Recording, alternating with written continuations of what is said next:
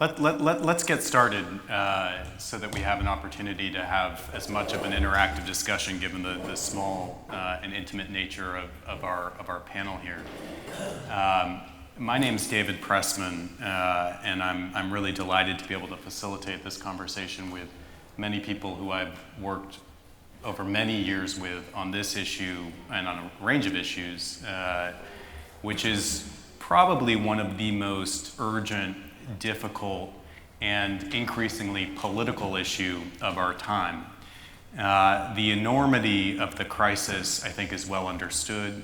I think it's fair to say that the refugee crisis is a stress test in many ways on our rule of law institutions, if not on our values themselves. And, for just introductory purposes, and I'll introduce the panelists as well, I come at this from a couple of different perspectives. I'm the former Assistant Secretary of Homeland Security in the United States, responsible for policy on security issues, including on refugee issues.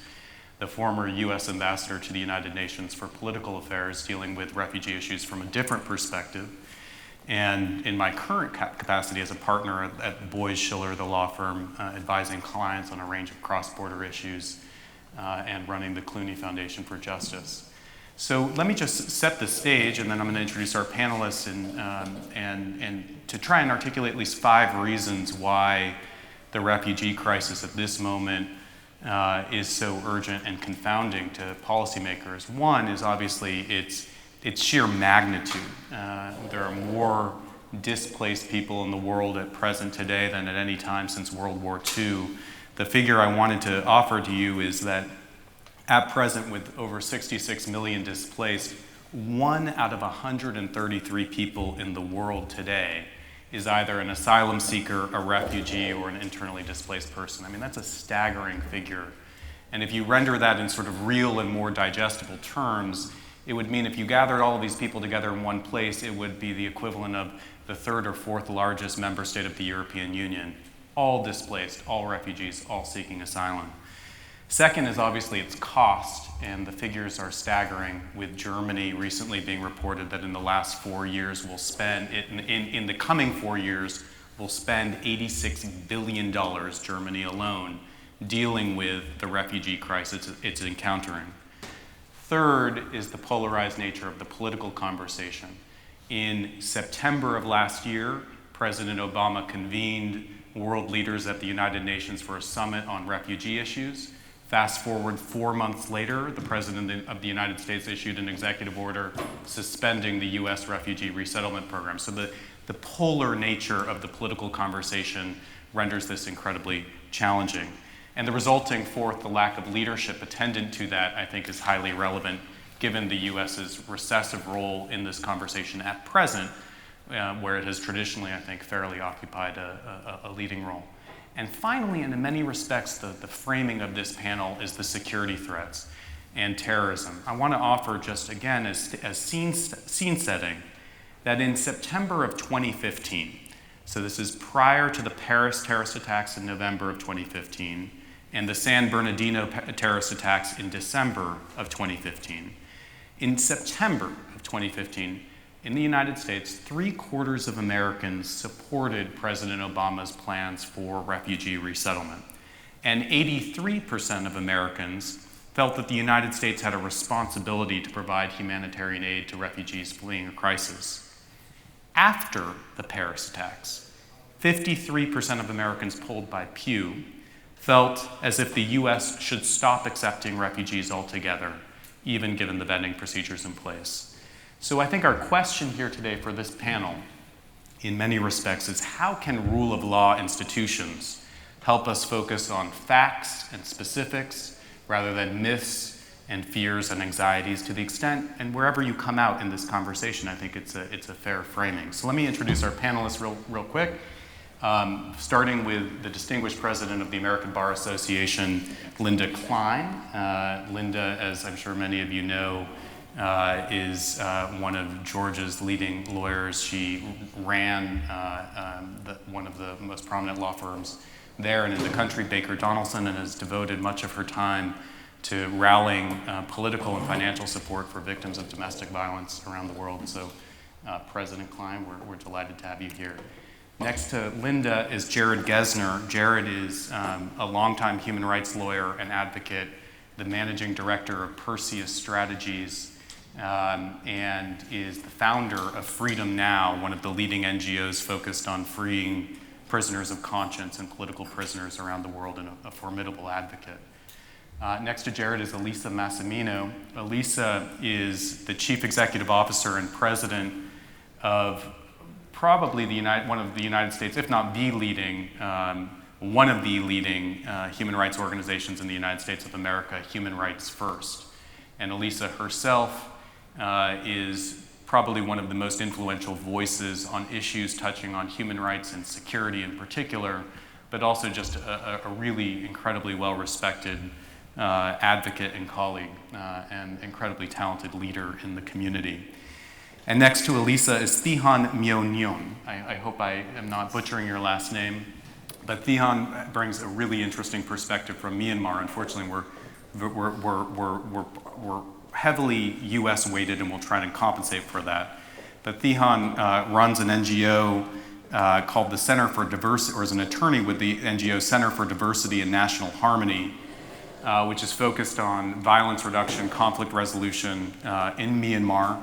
But I think also interestingly about Thihan, and I hope you'll speak to some of this, is your experience working for President Thein Sein in the democratic transition that is still ongoing in Burma. So with that, I'd like to begin the conversation. And the first point I'd like to just turn to is Elisa and Linda. We'll start with Elisa and then go to Linda. But can you speak to whether rule of law institutions, first, it may be useful to provide a basic grounding in some of the Convention on Refugees, the 1967 Protocol, any sort of scene setting you think is appropriate. But also I'd be interested, Elisa, if you can speak to, do you feel like rule of law institutions are indeed being tested from a security perspective given the refugee crisis? Is there a security threat, and how are we responding? Elisa. Okay, I'm going to just give a little bit of an answer to that question because that could take up the whole time answering that fully. So, and we've got some interesting different perspectives here. I wanted to say one word first about the perspective that I come at these issues from, and that is from an organization based in the United States whose mission is really focused on fostering American global leadership on human rights. So, which is a very challenging mission at the moment, but looking at global problems like the global refugee crisis through the lens of what should the United States be doing in order to lead on that. So we focus on those policy issues, but we also, because we were founded almost 40 years ago as a lawyers organization by Jim Silkenat and others in 1978, as the Lawyers Committee for Human Rights, we also operate one of the largest and most successful pro bono programs to represent indigent refugees seeking asylum in the United States. So we have, at the same time that we are advocating on Capitol Hill and with the White House and the Homeland Security Department, we have refugees in our office every single day. So we're seeing the impact of policies in real time with real people. So it's a somewhat interesting and often jarring perspective to see the gap between what we see in our office and what's happening in people's lives, and we walk, across the street to the Capitol or to the White House now, and see that there's a huge gap in understanding about who refugees are. What really are the security issues that surround the refugee crisis, and what is the impact of U.S. law and policy on real people who are looking to the United States for help. So that's the perspective that I come at the issue from. We have, I'm sure, a wide range in this room of understanding of refugee law, but for those who aren't familiar, you talked, David, about the global situation and how states, almost all states, have obligated themselves under the UN Refugee Treaty, the UN Convention relating to the status of refugees, or the subsequent protocol, which again grows out of the experience of World War II, and a recognition that when individuals no longer can count on their own states to protect them and to allow them to exercise their basic human rights, the international community, other states, agree to take them in and provide them a place where they can enjoy those rights. So that's the fundamental premise behind all of this. And you know, I was thrilled to see that a gathering like this on the rule of law put this topic so front and center, because you asked, David, how are rule of law institutions being challenged. I mean, from the beginning of this conference until now, and all the sessions that I have been to, all implicate issues that have made it more challenging to grapple with the refugee crisis. So the issue of independent media, the issue of independent judiciary, the issue of getting how people now get their facts, access to justice issues. These are all wrapped up kind of in one package if you look at the issue of refugee protection. The other thing I wanted to just put on the table for us to then follow up and discuss is, you know, if you follow foreign policy these days, you know, the word crisis gets thrown around a lot. There was the Zika crisis, there's the, you know, debt crisis, there's a crisis around every corner. And we talk a lot about the refugee crisis.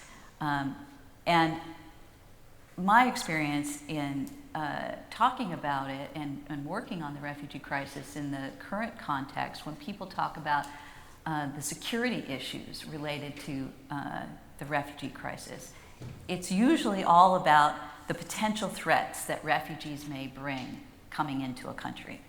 And I'd like to challenge us to flip that perspective a little bit and to focus on the security challenges of failing to address the underlying causes of refugee flight and the security threats posed by the failure of states to live up to their obligations to protect refugees. I think that the threats posed by those two failures are far greater than any threat that's posed by individual refugees coming into a particular state. Really, in many respects, the crisis in the refugee crisis is not the refugees. It's the crisis is the failure of governments to live up to their obligations and to adequately deal with both the root causes of flight and the obligation to protect vulnerable people. So that's where I'd like to then comment on later. Great, thank you so much, Elisa. Linda, would you like to respond as well? I'd pretty much like to say ditto, Yeah. because there's not that much to add, because it's all absolutely 100% true. All of the statistics that you gave, the other one that strikes me is it's 20 people per minute are displaced. And that underscores that there's a crisis. The other statistic that underscores that there's a crisis is that half of the refugees in the world are children. And children are only a third of the population, less than a third of the population in the world, and they make up over half of the people we're talking about. So when we're talking about being frightened of people coming to our countries and creating havoc, we're really talking instead about protecting children. And that is one way, of course, to try to change public opinion. The other thing that I'd probably like to mention on top of it is how generally when refugees come, certainly my country, the United States, was built on people coming to the country. Maybe many of them were economic refugees, and we're not talking about people who flee for economic reasons today, but come to a new country, and the first thing that they begin to do is work hard and build businesses and build the country, and that's certainly how the United States was built. But as we talk about this issue, it strikes me that we've got to be looking at the long-term issue and not the short-term issue. So put another way, do we treat the symptom or do we treat the disease? And focusing on the short term, of course, we need everybody to be sure that they have a place to stay that's safe and warm, and that they have clothing and food, but that doesn't solve the root cause of what's happening in the world today. I was reminded about the story that I'm sure everybody knows about a group of people that came upon a baby floating down the river. And they jumped in and they saved the baby, and then more babies came floating down the river. And they all jumped into the river and saved as many babies as they could. And then one of the group started to walk up the river, and they asked him where he was going. And he said, I'm going to see why people are putting babies in the river. And that's what we're talking about here. Some people said, well, by not staying there, you're putting more babies at risk, but instead this person was going to find the cause. We have it easier because we know the solution. We need to bring the rule of law to all nations. You asked why the rule of law is a response to the crisis, and we have ample data to show that there's a direct correlation. Bill Newcomb showed this to us yesterday. He put the charts on the wall. The direct correlation between the country's coping capacity, the strength of the nation's institutions and the infrastructure, and the existence on of forced displacement. It was right there for us all to see. Afghanistan, which historically has had the second lowest score on the rule of law index, was the world's leading producer of refugees for more than 30 years, even as we saw the conflicts in the Balkans and Central Africa and Iraq. And it wasn't until 2014 that Syria surpassed Afghanistan as the leading, unfortunately, the word supplier of refugees. So I can talk a little bit more about what the rule of law response might be, but you may want to move on to something else first. Let's come back to that. Let's get through everyone, and then you mentioned a number of things. I think the distinction you drew between economic migrants and refugees is also a feature that's being manipulated in this conversation that may be useful to unpack. But Jared, if we could go to you, I think it would be helpful, to the extent you can, root this within this conversation in specific policies over the course of the last, 5 years, whatever you want to use, that have either been really positive examples in your view of adherence to international obligations and use of rule of law institutions, both from a security perspective but also a refugee protection perspective, and examples of the reverse. Jared. Sure. So my expertise is really in arbitrary detention, for better or worse. And in the refugee context, historically, there has been a presumption in many countries around the world of detention of asylum seekers, rather than non-detention of asylum seekers. And UNHCR has responded, particularly in relation to the current refugee crisis, by putting forward and then adopting a series of guidelines that are intended to reduce the use of arbitrary detention of asylum seekers around the world. The most recent set of guidelines were adopted in 2012, and I'm going to walk through the guidelines specifically, and then I'll speak a little bit about best practices and worst practices. But they've published 10 specific guidelines that are supposed to guide countries all around the world in terms of implementing the rights under the Refugee Convention. And they include, number one, the right to seek asylum must be respected. Number two, the rights to security and liberty of the person and freedom of movement apply to asylum seekers. We all know this from international law. Number three, if there's going to be detention, it has to be in accordance with and authorized by law, and oftentimes it is not.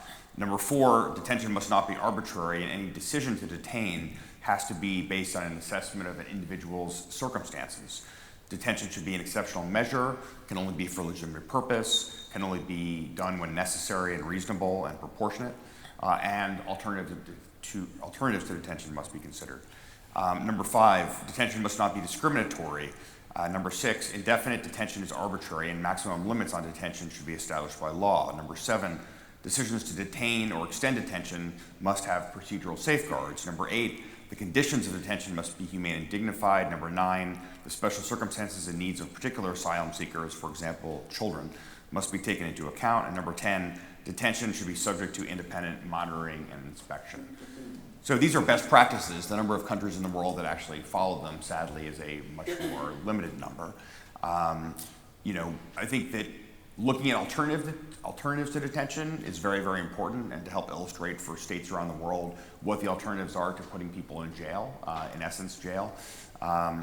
And so there's a range of restrictions that can be placed on an asylum seeker short of detention in a closed center. But at the most narrow, or sort of the narrowest limits, you could talk about limitations on international travel. Then a little bit more limited, you could talk about geographic limitation of freedom of movement.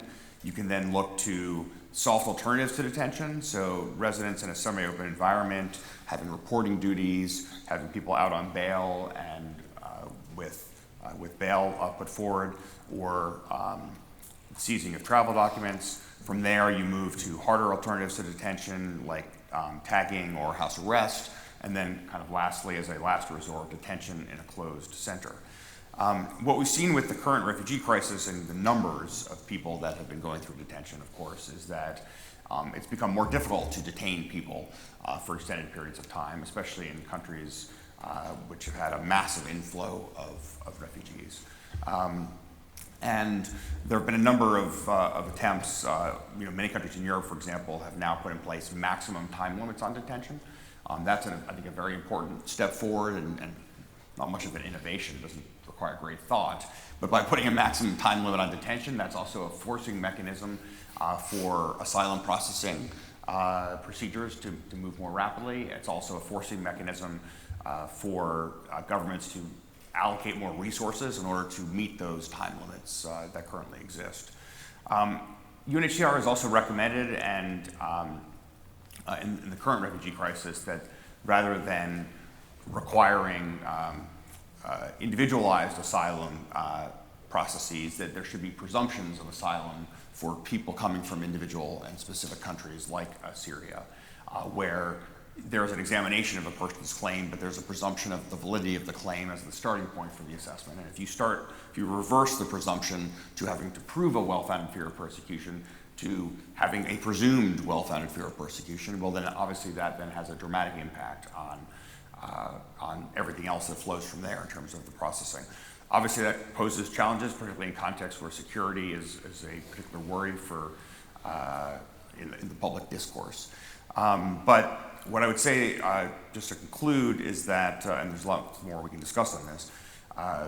The reality is that the current crisis has forced a dramatic step forward in discussions of new legal frameworks to be able to address the massive challenges being posed on the system.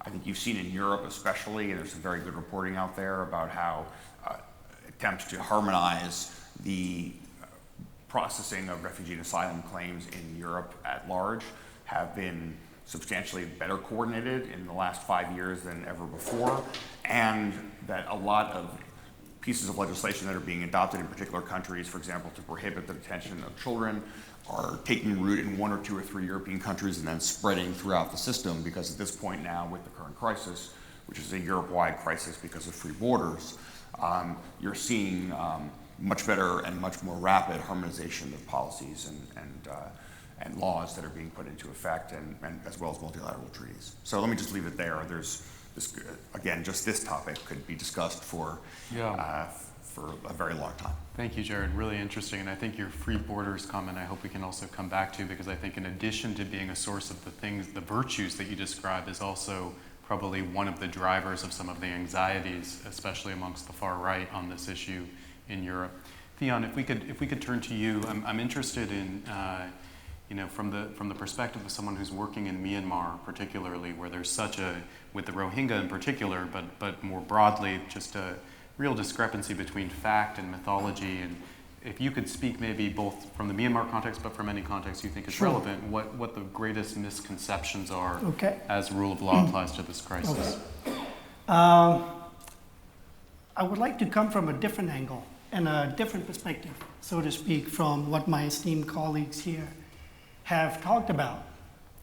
Namely, I would like to talk about how the previous government in Myanmar, U Thein Sein's government, tried to protect the rights of IDPs in two different circumstances.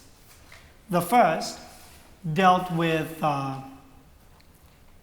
protecting the rights and overall protection of IDPs in the context of the peace process.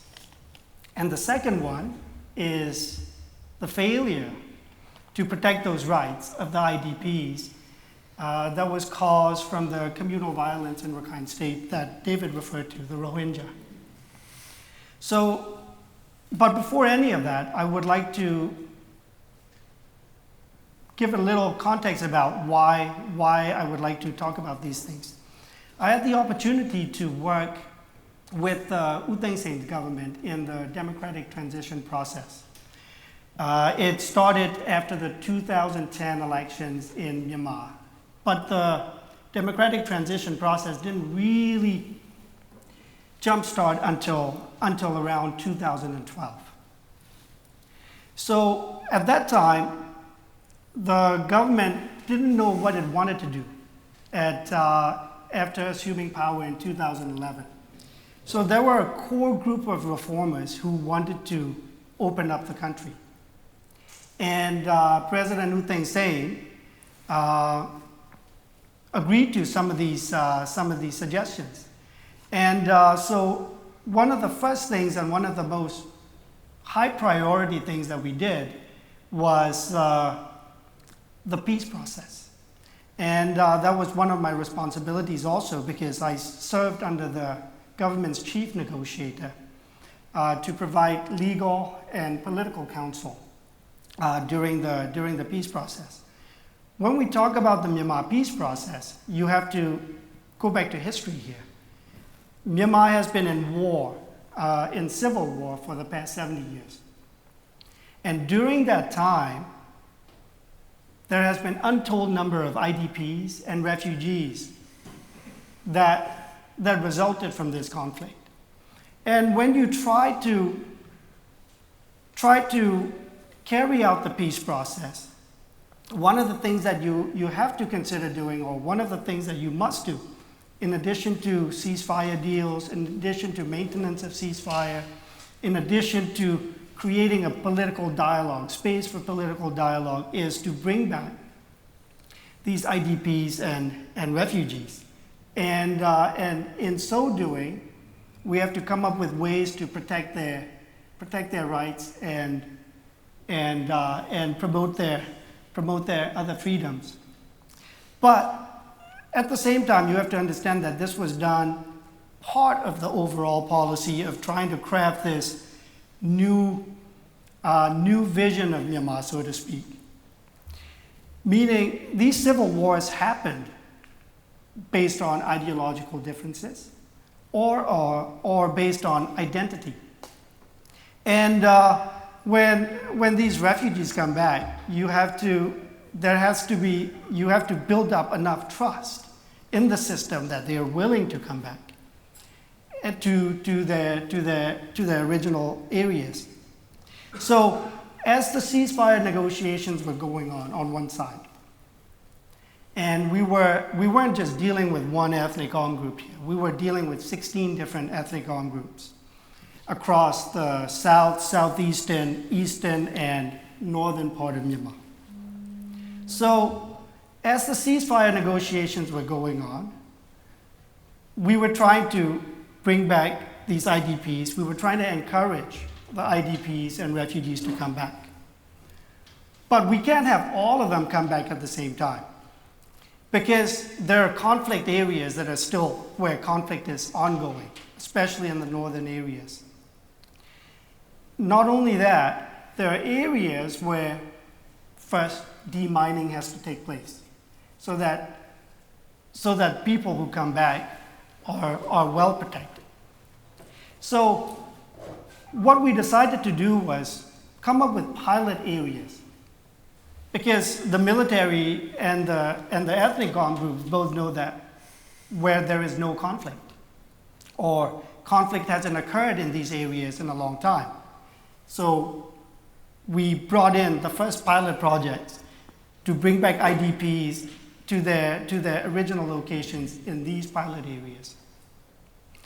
And as the negotiations went forward, and especially coinciding with the continuing conflict in the north, what was beginning to be inserted in these negotiations are the voices from the outside, namely the civil society voices and other actors that are working on the ground in terms of how do we protect the civilians, not just the IDPs, not just the refugees, but how do we protect the civilians who are caught up in the crossfire. So as we move forward with the bilateral and then the nationwide ceasefire agreements, what ended up happening was this nationwide ceasefire deal wasn't a ceasefire deal anymore. It had guarantees for the political dialogue. It had guarantees for the protection of the civilians taken directly from Geneva Conventions. It had agreements to bring back refugees and resettle IDPs in areas where conflict has subsided. That said, I'm not trying to claim that this is a huge overall success. What it shows is that these things have to be incrementally pushed, meaning protection of how do we protect the rights of these IDPs? We can't just want it one day and then say, I want it done tomorrow.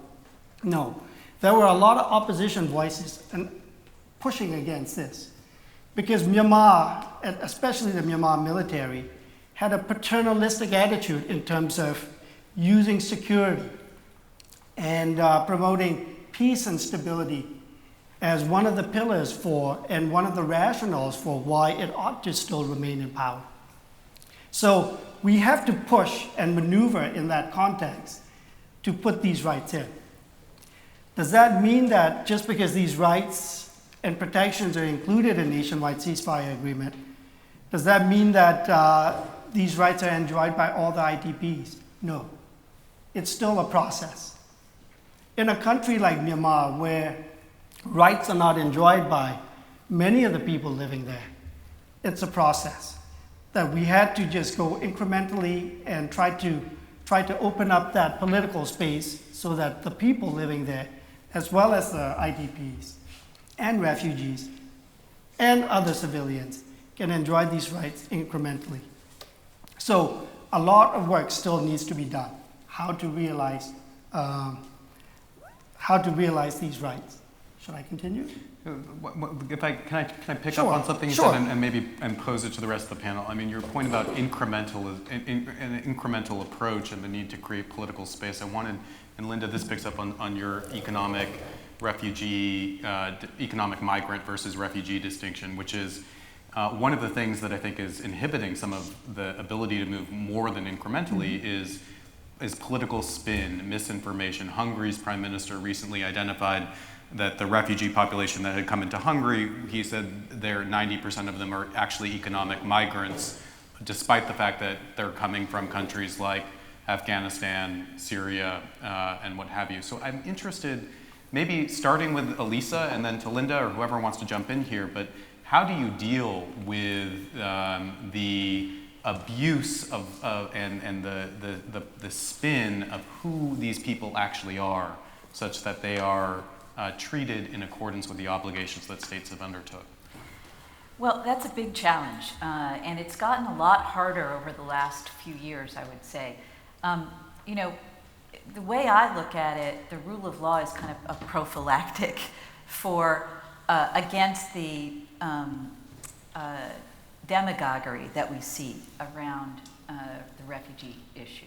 So when states have a rights-respecting, clear and orderly process for accepting refugees, that tends to create confidence in the institutions of government And it makes it much harder for people with ulterior motives, whether they're ethno-nationalists, as we see, in many places in Europe, or, some of what we hear coming out of the current administration in the United States, makes that a lot harder to get hold when the process is working, it's transparent, and people's rights are respected.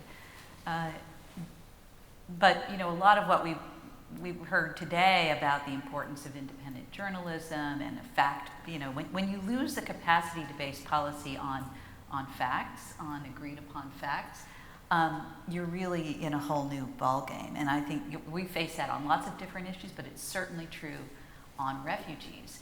I would say I've been working on this issue a long time, and 20 years ago in the United States, members of Congress didn't understand what the processing was in immigration. You had a lot of policies put forward that were based on really a fundamental misunderstanding of even what government processes were. So you had a lot of, solving problems that didn't really exist. Today, there's a lot more facts about, for example, people who work in this field, and a lot of people in Congress now know that refugees are, in the United States, the most well-vetted people that enter our country, full stop. And that most of them are people who are actually fleeing terrorism.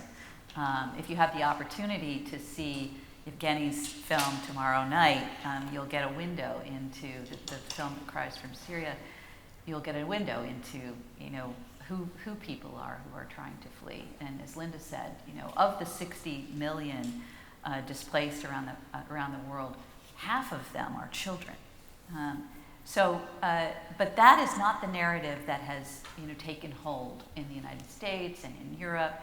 I guess I can understand it a little bit more in Europe because the European governments were not very well prepared for the Syrian refugee crisis and did not appear to have an orderly, transparent, and rights-respecting approach to dealing with it. They could have, because anyone could have seen that coming, but they didn't. And I think that failure really contributed to the ability of President Putin and others who look to destabilize the EU to use the refugees as a way to foment Euroscepticism and all of that. In the United States, though, we really do have a quite rigorous resettlement program. I also think it's important for us to understand the difference when we talk about refugees in the U.S. context. We're talking about two different ways that people come in. One is being resettled as refugees, where their status has already been determined while they're outside of the country, and they're already screened, and they go through quite a long process. It's sometimes now for Syrians upwards of 2 years to screen a grandma and 3 grandchildren to make sure they're not a threat to us.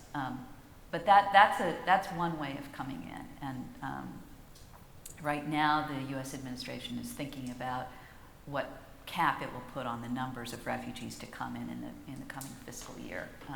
But President Trump has already said that he wants to cut it in half at a time when we're experiencing the largest refugee crisis since World War II. That's one way. The other way, you get a window into, if you look at the southern border, people can come in, present themselves at points of entry in the United States, whether it's an airport or a land border, and ask for asylum. They can come forward, and this is happening right now as we speak. People come forward and say, I'm from Honduras, I'm from China, I'm from wherever, and I'm afraid to go back, and I want asylum. At that point, the obligation that the U.S. and other countries that signed the Refugee Convention have taken on is to make sure that you're not sending anyone back to face persecution. That's the ultimate obligation. There's no real right to asylum per se. What there is a right not to be returned to face persecution on account of race, religion, nationality, social group, political opinion. So there are a lot of people who are in very dire straits, either economically or even otherwise, and have terrible, terrible stories to tell, but don't qualify as refugees. It's not that easy to qualify as a refugee. There's quite a rigorous definition in the law, and it's very difficult actually to get that status without the assistance of a lawyer who knows that system. But anyway, so I think one of the things, I'll just say maybe a bright spot that I see, we launched a program a couple of years ago that's called Veterans for American Ideals, and these are American military former service members who are now out of the service and want to be active on issues that motivated them really to put on the uniform in the first place. And the issue that appeals most to them right now in this context is the protection of refugees. They feel, particularly because they see the anti-Muslim bigotry raising its head in this context of demonization of refugees in the United States, they feel that is a violation of the code that they embraced when they put on the uniform. So there are thousands of veterans across the United States who are now activated and mobilized and standing up to advocate for refugees. And that goes a long way, we find, in shifting people's perceptions about who refugees are and what the security threat is. When my opening comment about kind of changing the way we think about the relationship between security and refugees, and that is to look at what are the security problems for Americans that are posed by failing to adequately protect refugees. And I would say there are several of them. One is the stability. We have a strong national interest in the United States, at least, in the stability of our allies in the Middle East. And the failure to deal with the refugee crisis responsibly and to do our fair share of actually taking in some refugees, which we're failing to do now, sends a message to those states that they're kind of on their own. And while the U.S. does an awful lot, and the burdens are extraordinary. They are extraordinary. I mean, one in 4 Jordanians is a refugee right now. You have people, in Lebanon where the schools are overwhelmed with resource. That's a problem that resources can help solve. So that's one way in which we have a security interest, actually. And as an aside, you think about the children, the security risk down the road of a generation of uneducated and underemployed children in the Middle East. That is profound. And we have to deal with that. The other is Europe, as I mentioned, where failure to deal with the refugee crisis is causing all kinds of problems for America's, most important ally. And then the last security issue, and this has been put forward not so much by human rights activists like me, but national security professionals in the United States, and that is to reject refugees, particularly in the way that the U.S. is doing right now with the ban on certain people coming from Muslim-majority countries, and the talk about the threats that refugees, particularly Muslim refugees, pose, is that it completely reinforces the narrative of our enemy, ISIS, by projecting the message that the West, there's no place for Muslims in the West. And that, according to a bipartisan group of very senior national security types in the United States, from national security advisors from both parties and CIA directors from both parties, is that's terribly dangerous for the way in which it reinforces the recruiting narrative of our enemies. Great, thank you so much. Linda, the role of lawyers in the... Right, I think I can unpack some of that. Thank you. And you gave me a lot to chew on. So the rule of law response to the crisis. One statistic that I don't think we've talked about is that 11.5 million refugees have been in this status for more than 5 years. And that adds to the urgency of the crisis. But the rule of law response to the crisis would be first focusing on any effective and long-lasting response to this forced migration's got to prevent it from happening in the first place. And we have to make sure, we've said some of these before, like checks on government power and making sure they're in place, which is what Elisa just said. But civil society has got to be able to organize and voice its views without repression. Minorities can't be discriminated against or excluded from political participation. Corruption shouldn't be destroying institutions. People need to feel safe on the streets at home. And that investment, and this is the economic point, investment has to find the conditions that lead to economic growth, particularly for young people.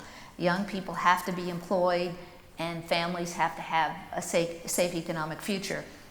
And at that point, we've got the economic and the political, of course, then that's when we eliminate the extreme conditions that drive people to leave where they're from.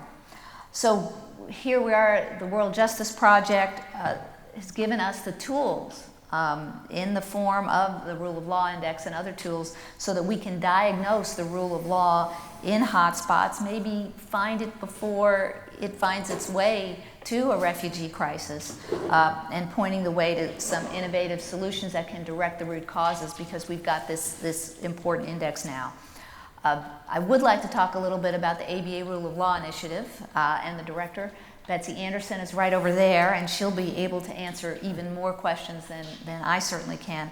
But the ABA Rule of Law Initiative is an international development program, and it promotes the rule of law by working with in-country partners to build sustainable institutions and societies that deliver this kind of justice that we've been talking about, that foster economic opportunity and ensure respect for human dignity. To give you a feel for just how big the Rule of Law Initiative is, there are over 500 professionals that work in the ABA Rule of Law Initiative, and I don't even know how many volunteers that contribute millions of dollars of pro bono hours and assistance to the Rule of Law Initiative.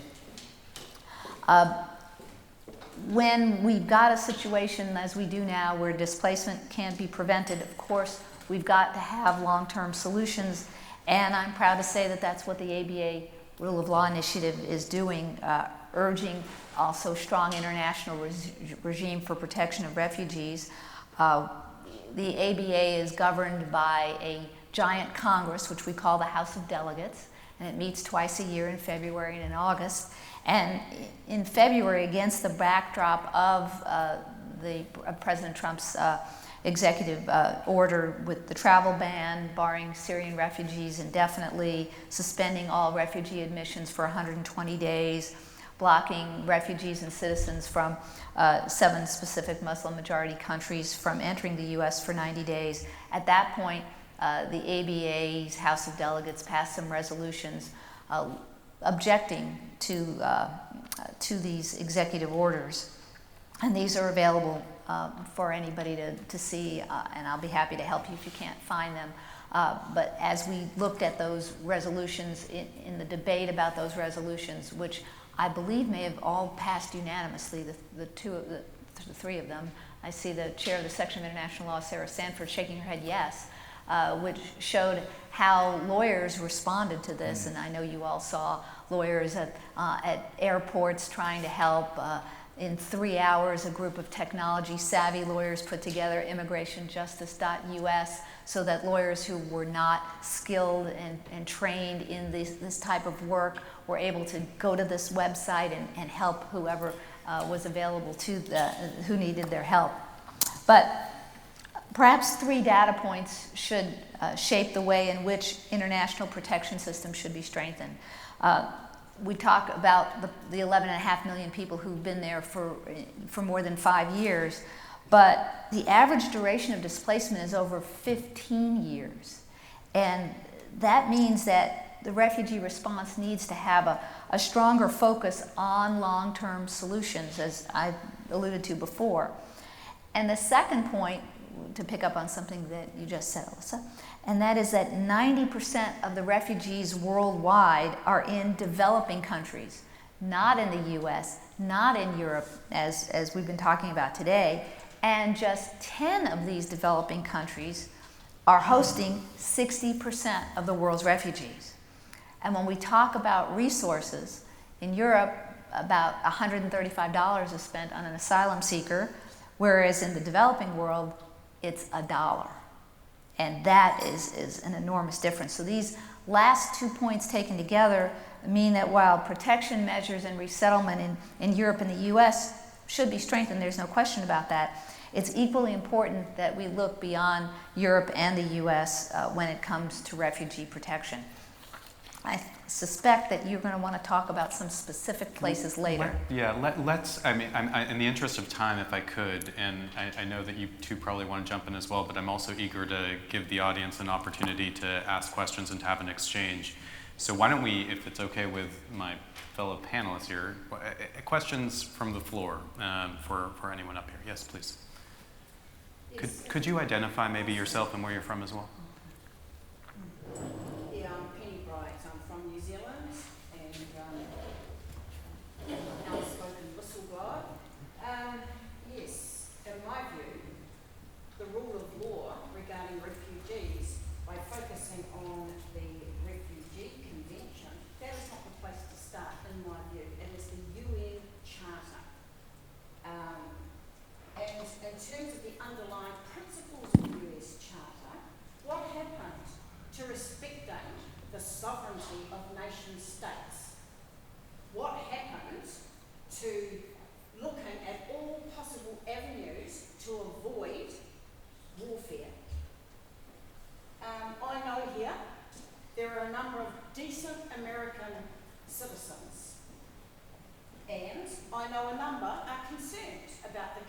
Regime under democratically elected US President Donald Trump. Now, I know that a number want a regime or leadership change in the United States. But whose responsibility is that? Is that not the responsibility of American people? How would people in America like it if President Assad from Syria said, we think that the United States is the #1 terrorist state in the world, and we are going to bomb, invade, and destabilize. Is there a question? There is a question that's coming. Great. Until there's regime change, wouldn't there be help paid? So how is that fair to cut the other way? I mean, wouldn't you want to stay in your own country? But if it's been bombed and invaded, and your kids, your families are threat of dying, wouldn't you want to move out? So my question is, which part of the underpinning rule of law under the UN Charter gives the USA government the right to bomb, invade, and destabilise other sovereign nation states which have never bombed, invaded, and destabilised the United States? Thank you very much. Let's take a couple of questions in tandem so we get through. Yes, please, and we'll respond as a group, please. Oh yes, my name is Jorge Lara. I am from Colombia and Venezuela. The question is there any sensibility at this event of what is happening right now with the people flying out, or not flying, running out of Venezuela due to the present regime in that country? And that is a problem for Colombia and all the neighbor countries of Venezuela. Thank you. This is a problem right now. Indeed, no doubt about it. Okay, let's take one more question, and then we'll go to the panel. Steve. I would suggest anybody who is interested in immigration, I presume everybody is who's at this meeting, should read a book called A Nation of Immigrants, which was written by John Kennedy in 1960. And you'll see how he discusses these issues, which haven't changed much since the 1960s. My grandparents watched the St. Louis, which is called the Ship of Fools. He sent him to Germany to have people on that ship killed. So I'm very sympathetic to people who are escaping from that kind of terrorism. Not so much for those people who have an economic issue. And it seems to me that you hurt your arguments on immigration by not making the distinction. Someone said that the vast majority of these people are fleeing from terrorism. I heard somebody else say the vast majority of these people are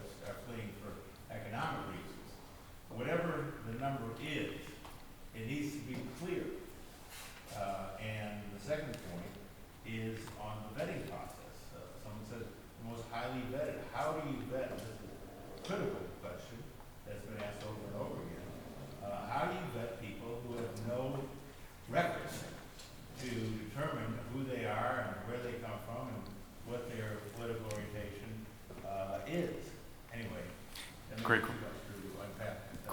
Those are issues that I hope that at some point you can deal with. Okay, great questions. Let's pause here and turn to the panel. So we have a question on, and by the way, the nature of the questions I think gives you a sense of how live this issue is and how controversial. So a question I think on sovereignty and the UN Charter and roles and responsibilities, a question on Venezuela, a question on vetting of refugees. Who would like to begin? I can Elisa. start with just picking. We'll do another round in a moment. Elisa. Excuse me. I was the first one also. Okay, I realize there's a lot of interest, so we'll do a response from the panel, and then we'll do some additional questions. Elisa.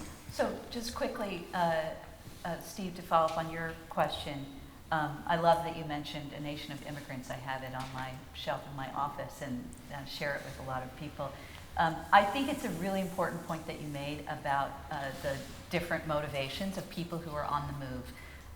That's very important from an international law perspective, especially because refugees actually, there's a whole treaty about the protection of refugees. As I said, refugees are people who are kind of involuntary migrants, if you will. They're forced out of their countries and for one of 5 reasons. You have to demonstrate that you have a well-founded fear of persecution, or one of 5 reasons. People who are moving for economic reasons don't get that special kind of protection under international law. Doesn't mean they're not deserving. My grandparents actually came as economic refugees, or I don't even like to use that term actually, because refugees has a very specific legal meaning.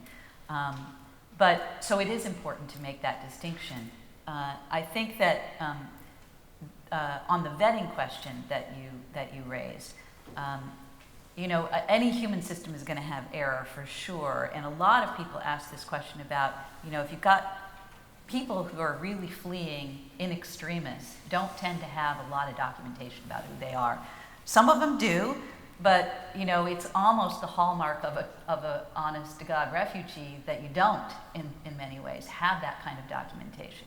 All I can tell you about the U.S. system for vetting, which I've come to know quite well, and David can speak to this too, is that for the admission of refugees, the process involves biometric data, 7 different agencies from both law enforcement and intelligence community agencies that all have to sign off on. If anybody dissents, it's to the back of the line and you start over for your 2 years. It is not a very efficient system if you're a terrorist looking to enter the country, that's for sure.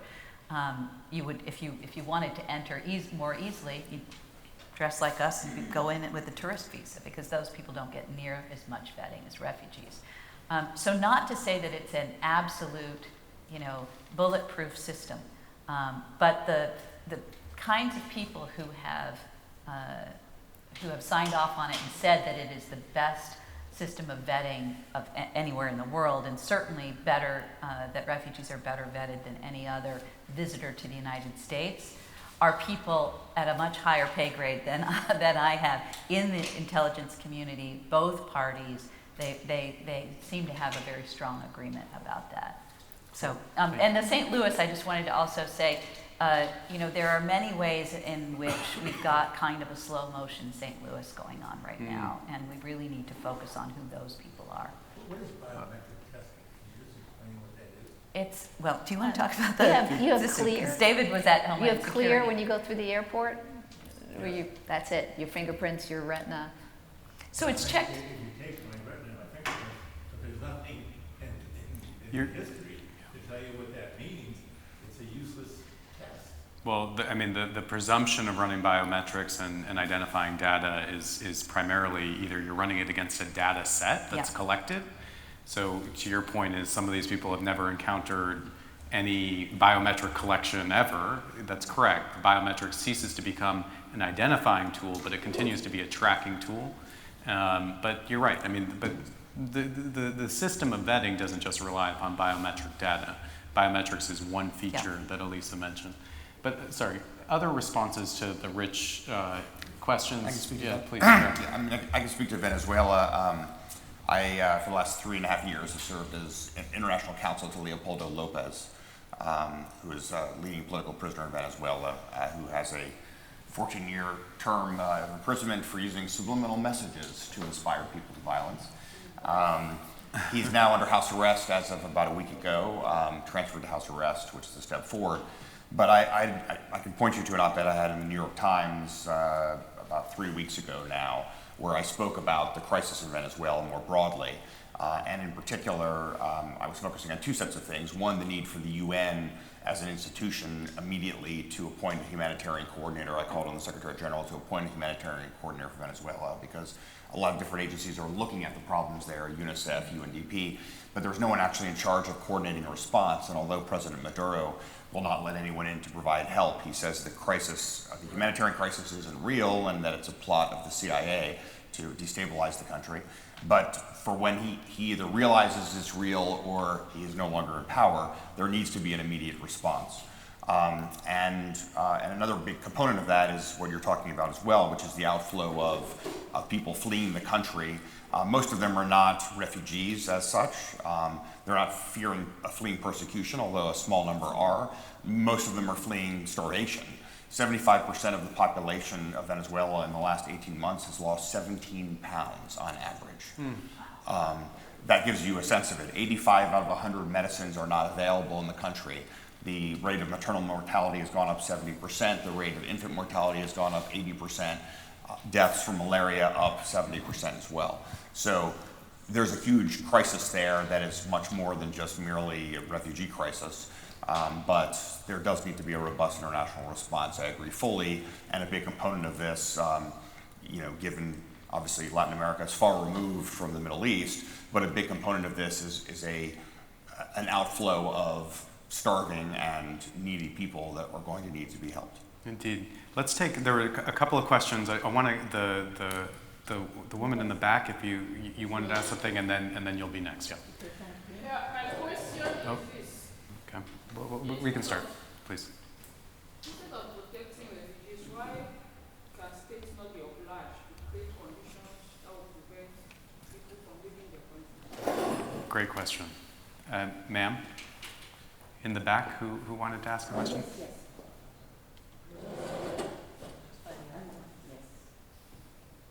We can come back to you if you want? Yes. Okay, and we'll take three. Jim Yep, had a please. I'm Nicky from Myanmar, so my question will be a very country specific. Thihan talked about civilian protection. I read the Nationwide Ceasefire Agreement, Chapter 3, Section 9, really focus on the civilian protection. So my understanding is, civilian protection at the ceasefire agreement is a kind of abstract notion, but in reality on the ground, military committing war crime. Again, war crime against humanity. For example, in Kachin State, military blocked humanitarian assistance to the IDP refugee in Kachin. And also in Rakhine, refugee or IDPs cannot access humanitarian assistance. So my question is, that kind of abstract notion of the NCA NCA, how can we implement in the reality? Great. And last question in this round, ma'am? No? Okay. Maybe please go ahead. Excuse me because I lost what I prepared. Thank you to give me the chance, but I want to talk about Syrian refugees and want to talk about the economies and the life, to know the reason for this crisis and also what the countries, the whole countries, the procedures to provide for them good living. For example, Germany, I think, and Canada are the countries who provide good procedures for these refugees. Means for working, health, education, and also houses. Other countries, sorry to say that, only they live in the campus, and they not offer for them food for life. This is the question if you want to talk about the economies and the social work for them. This is my point, because I see some, the education is very important, you know. If they stay in the camp and without education, without also health care, what do you think in the future, especially for the children? That's, I think, the main point in my opinion, especially now the Syrian refugees now fled to all the world. Thank you. Thank you. Okay, so we have a question on root causes. The first question, a question on the national ceasefire agreement and how it translates into protection of civilians, and a question, I think, on Syrian refugees, education, and sort of the missing generation. What happens next? I'll take the Syria one. Please. I can talk about what the American Bar Association Rule of Law Initiative is doing in Turkey and Armenia. The Rule of Law Initiative has trained over 200 lawyers in special techniques for delivering information to vulnerable clients, specifically in Turkey, it's the Syrian refugees. And it's Turkish lawyers that are trained by the Rule of Law Initiative, and they have conducted so far more than 750 awareness and information sessions for more than 20,000 Syrian refugees that are in Turkey. And if one of the participants in the program needs legal representation, then a referral is made either to a lawyer or to the government agency that can help. There are videos, there are more than a dozen brochures that are written in Arabic to help the Syrian refugees know about their legal rights in Turkey, and they've been distributed widely. There's also a helpline that answers questions using the SMS technology on cell phones. Refugees can access information about rights to housing and education for their children and health care through that platform. There's also ways using that platform to just disseminate information broadly throughout the country. There's also a media campaign and a website and a Facebook page, all to help get information out. There are a lot of Syrian refugees that are of Armenian descent, and Armenia has taken a disproportionate number of refugees given the size of the country. And ABA Rule of Law Initiative is working there as well, allowing and helping those Syrian refugees in Armenia get their proper refugee status, and then they can establish a business and start to make a living for their family. So those are some important things that have been done. Sure. Okay, thank you very much. Thihan, do you want to jump in here? I will. What you said is correct. Just because words are on the paper doesn't mean that these rights and these protections truly exist. So, as I was explaining before also, these were just very first, I wouldn't even say first step. I would say first half step that you have to get to before you start really protecting the civilians and IDPs and other people who might get caught up right in the conflict.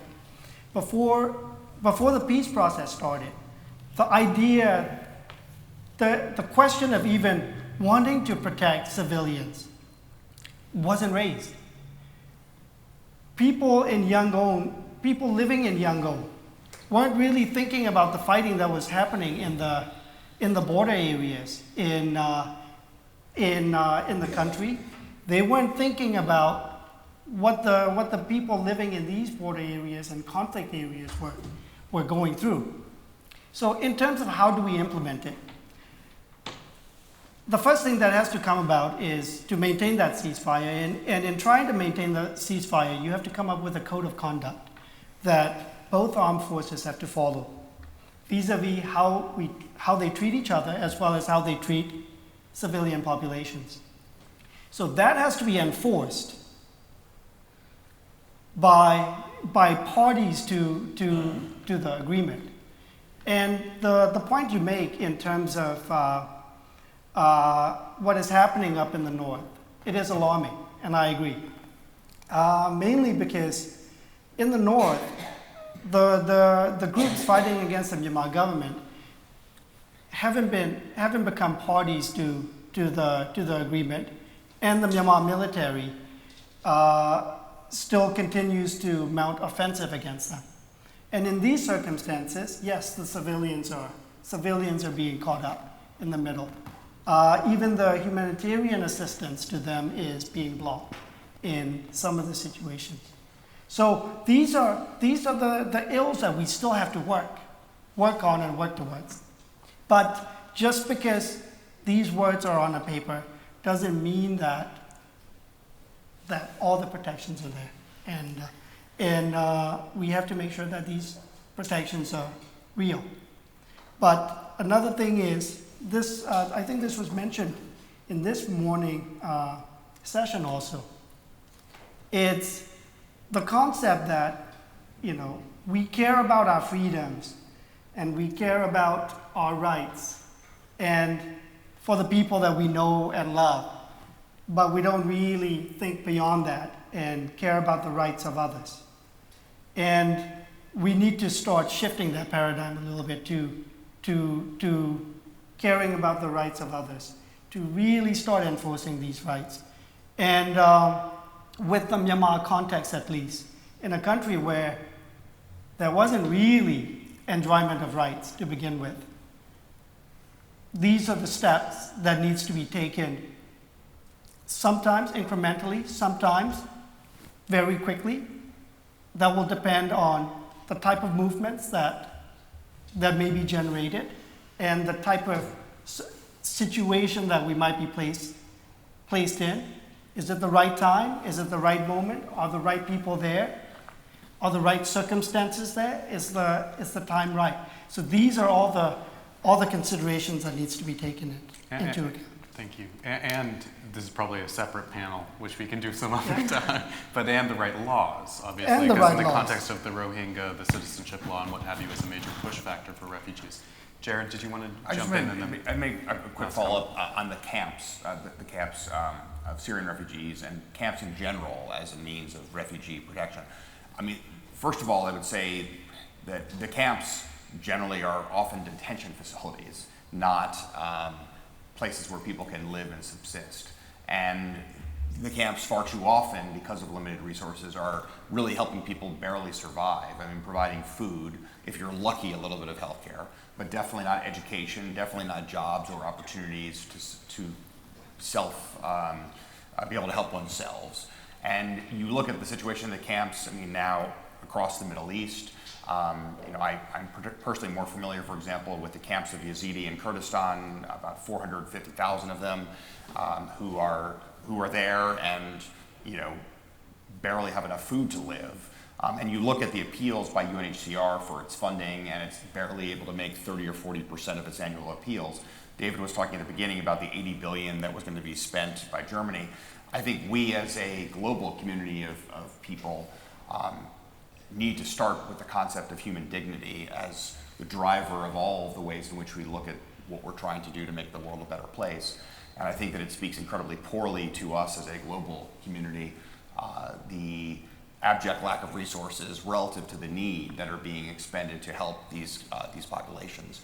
And that has to just change dramatically, and we need leadership. We desperately need global leadership and global financial commitments to ensure that people aren't just barely surviving, but that they have health care, that they have education, especially for the children, the millions of children who are not in formal education of any kind and who are oftentimes going to be impacted for their entire lives by spending years in these camps without education. So I hear what you're saying loud and clear. I couldn't agree more. I wish I could do more from where I sit on this issue, but it is a question of what our priorities are as a global community. There are many people facing challenges all over the world, many challenges of global development, but when it comes to helping fleeing refugees, they deserve dramatically better than they're getting, and we need to keep speaking out about this and demanding the resources be committed by states with the capacity to make those commitments. And I'm going to turn to Thihan and then Elisa for final words.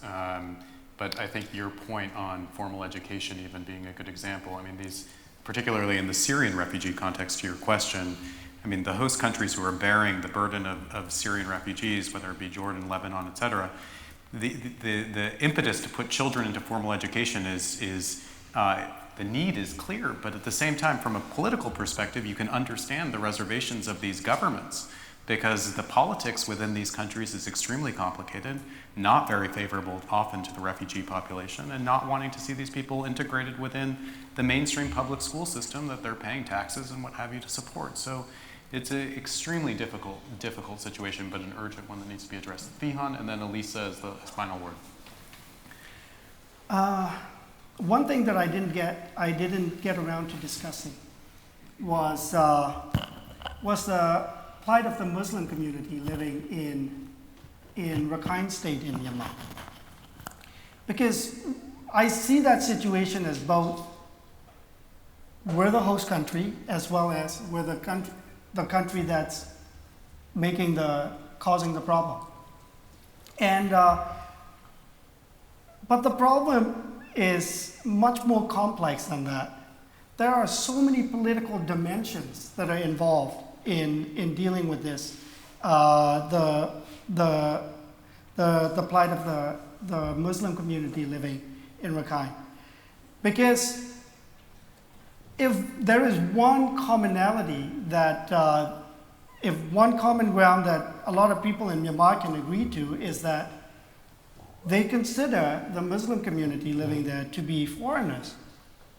And even under previous government, U Thein Sein's government, as much as we tried to push the government to take durable action, to improve their lives, to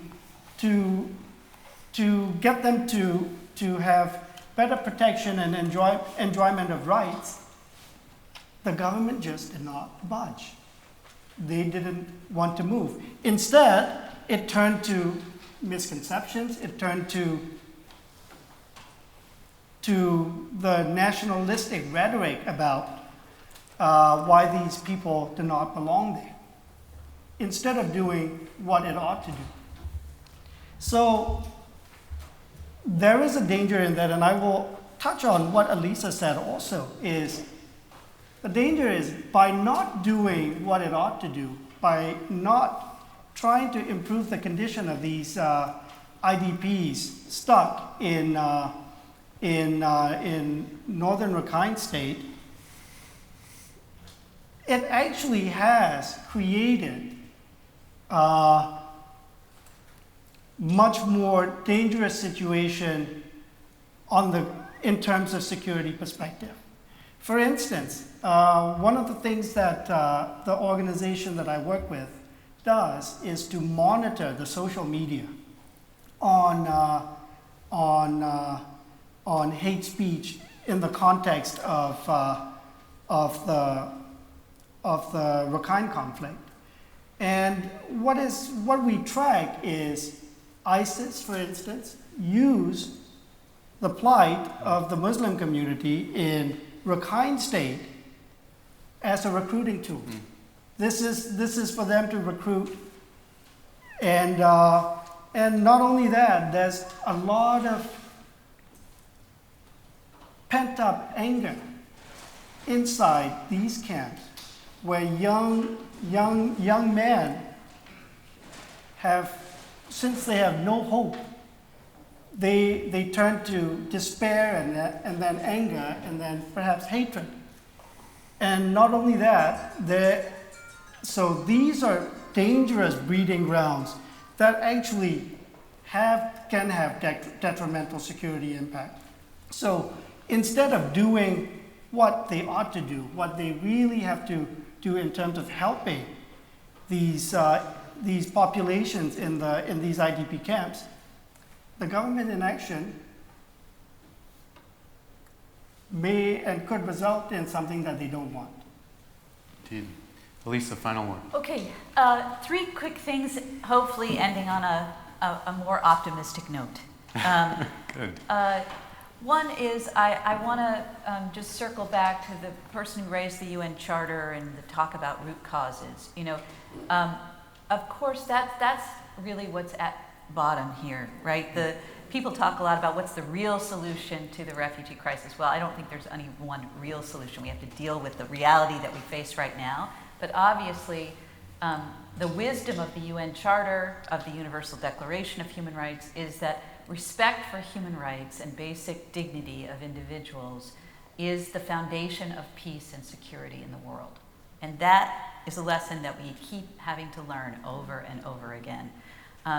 So that I very much agree that we have to focus on that, and we have to remind ourselves that that was the wisdom learned of terrible experience, and the more we operationalize that, the better off we're all going to be. We're accustomed to thinking about refugees as desperate people devoid of, you know, we talk about numbers, 60 million people and all of that, and it becomes a very distant sort of experience. And it's easy to demonize and ignore people who have been turned into numbers. But I'll tell you, from having worked with refugees for 25 years in the United States, refugees are what give me hope and remind me of what our country aspires to be. And with respect to the Syrian refugee crisis, which is the real driver of the global crisis right now, I would posit that if you were starting a country from scratch, Syrian refugees would be the kind of people you would want to build a country. You know, well-educated, motivated, devoted to principles. And you know, there is a movement now in thinking about how to work with refugees who are in the region who are displaced, and changing the way we're thinking about them, and thinking about them as drivers of innovation and economic vitality. And I think there's great promise in that. I know for me personally, I feel better about my country when I'm sitting down with a refugee who came because they believed in the ideals that the country was founded on, and it makes you want to live up to them. So I think when we can start seeing refugees as potential assets and people who can renew our own nations, then I think we'll be in a lot better shape. Well, fantastic, a fantastic note to end on. Please join me in thanking our panelists for sharing their time with us.